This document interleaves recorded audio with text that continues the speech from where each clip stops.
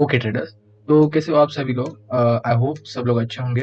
तो गाइज इस वीडियो में आपको मैं बताऊंगा कि पेनी स्टॉक्स के बारे में, कि सबकी जो गलतफहमी होती है पेनी स्टॉक्स के बारे में, वो आज हम दूर करेंगे।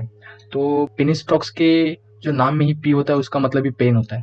तो सब लोग को क्या लगता है कि पेनी स्टॉक्स जो होते हैं वो अगर हम लोग एक्वायर कर ले तो 3-4 साल अगर हम लोग अपने पोर्टफोलियो में रख दे तो पक्का वो ऊपर जाएंगे और करोड़ों में फायदा कर देंगे। ऐसा नहीं होता है दोस्तों, ऐसा नहीं होता है, क्योंकि अगर ऐसा सब लोग करने लग जाए तो सब लोग ही करोड़पति हो जाएंगे और ये पेनी स्टॉक्स रहेंगे ही नहीं। वो कब तो ऊपर आ जाएंगे, अगर सब लोग बाय करेंगे तो वो सब भी ऊपर आ जाएंगे। तो ऐसा कुछ नहीं होता, ये सब गलतफहमी होती है। तो ये सब बताने के लिए मैं आज ये वीडियो बना रहा हूँ, और इसमें मैं 3-4 कंपनियों का रिव्यू करूंगा जो कि 2 से कम की प्राइस वाली कंपनियां हैं, और एक अच्छी भी बताऊंगा जिसका फंडामेंटल्स अच्छा हो, ऐसी भी एक कंपनी बताऊंगा। तो बिना किसी देरी के वीडियो को स्टार्ट कर देता हूँ। मैं आपको ये सब बताने के लिए स्क्रीनर वेबसाइट का यूज करूंगा। स्क्रीनर वेबसाइट पे आने के बाद ये होम पेज है, यहाँ से हम जाएंगे टूल्स पर।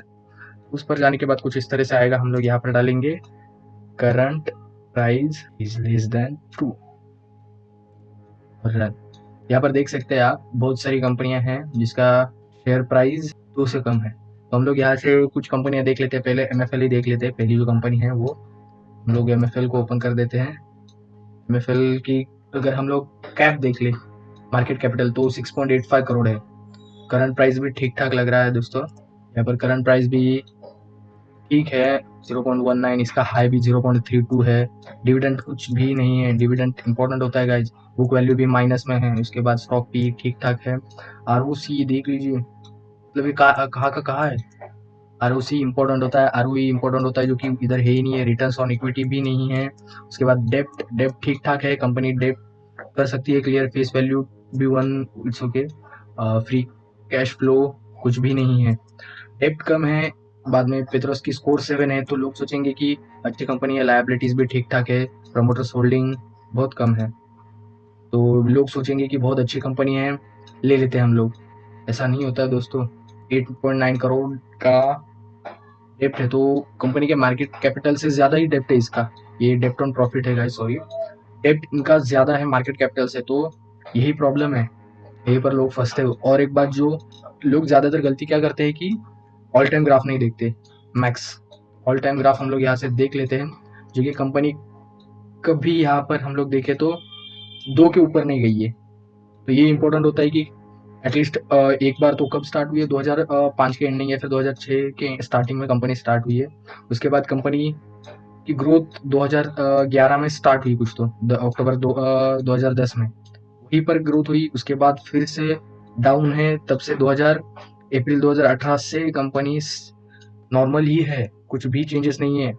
उसके बाद अगर हम लोग क्वार्टरली रिजल्ट्स देखें, यहाँ पर सेल्स देख लीजिए, दिसंबर 2017 में 4.8 है, और दिसंबर 2020 में देख लीजिए 2.82 है।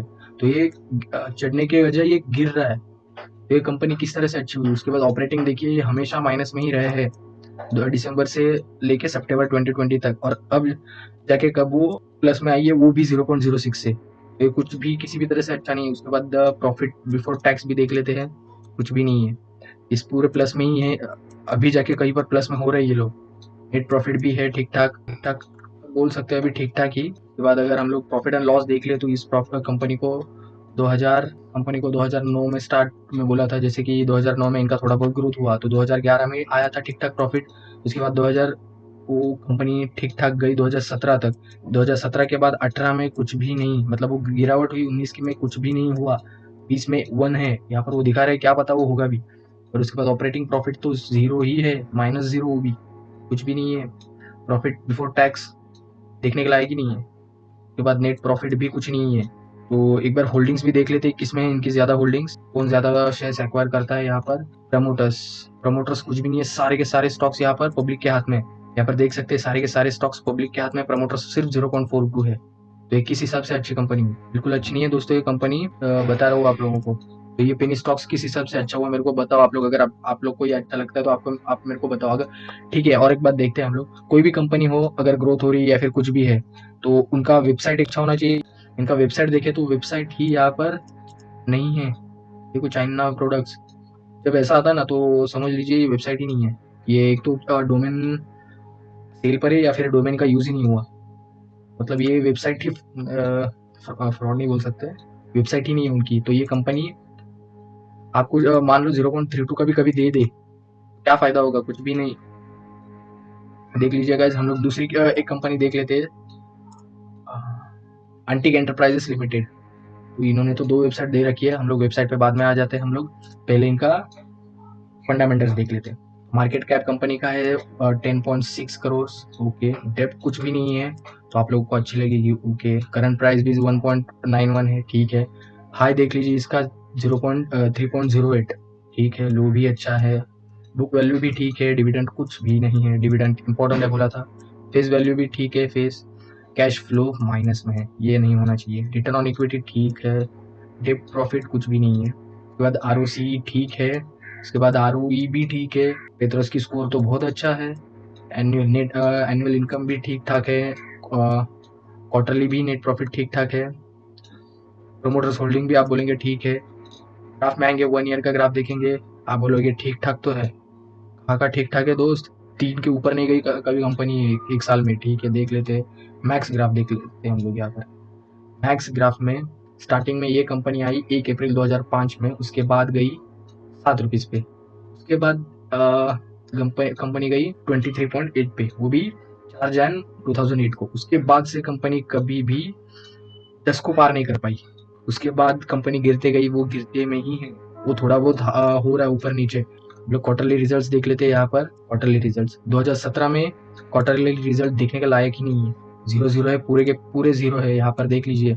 उसके बाद ठीक ठाक ग्रोथ हुई है 0.88। कंपनी के शेयर प्राइस कम है, तो ये भी ठीक है 0.88। ऑपरेटिंग प्रॉफिट देख लीजिए, -0.3 थी, -0.44। आप ये देख लीजिए अभी। प्रॉफिट बिफोर टैक्स 0.11, 0.01, उसके बाद 2.47।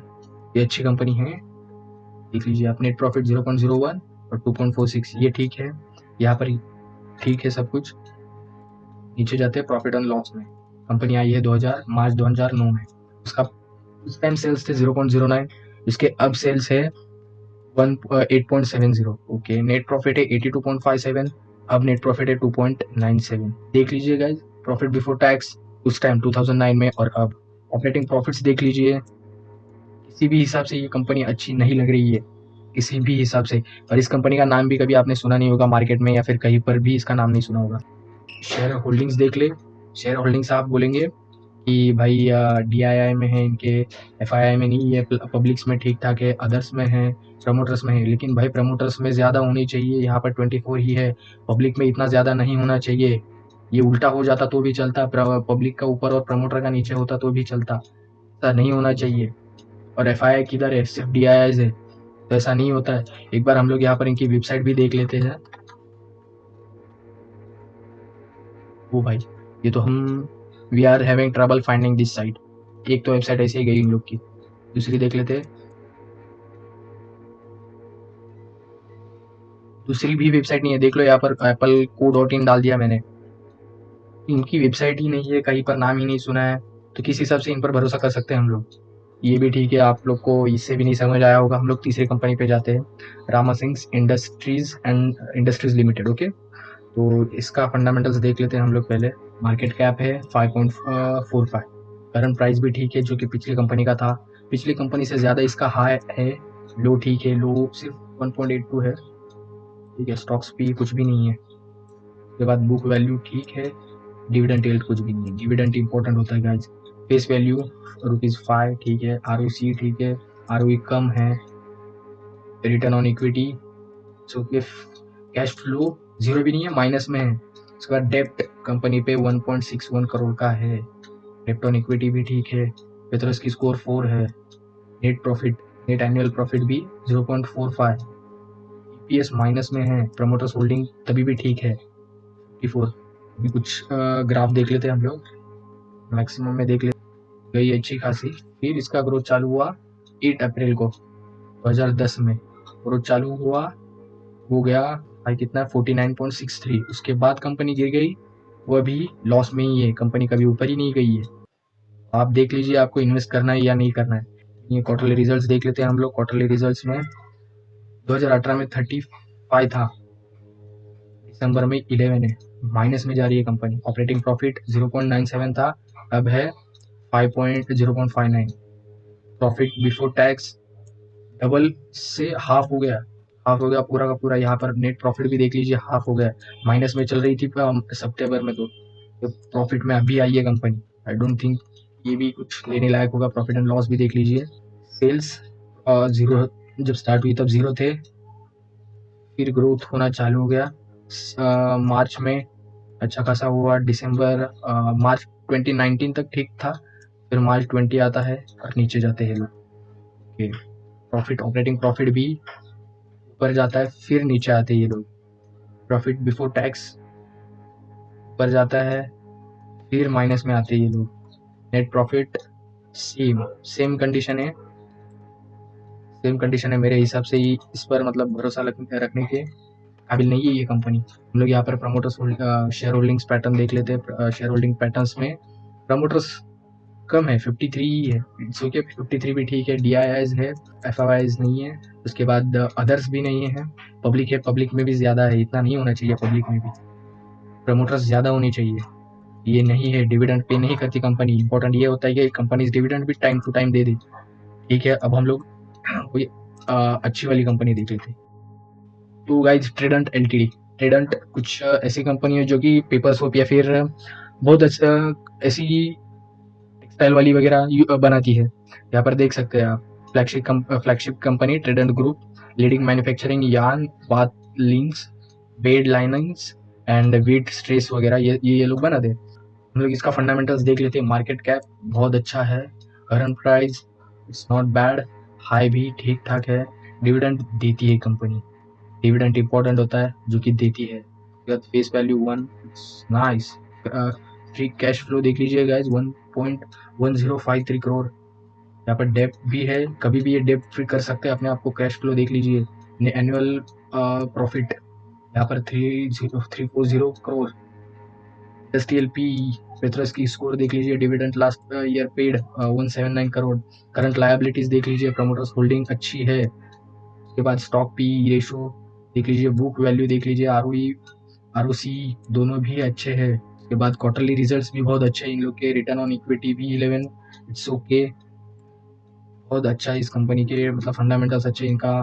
अगर मैक्सिमम देख ले तो स्टार्टिंग में 2005 में लॉस में थी, लॉस से ये कंपनी 2014 से ग्रोथ में आई है, तब से ये ग्रोथ में ही है।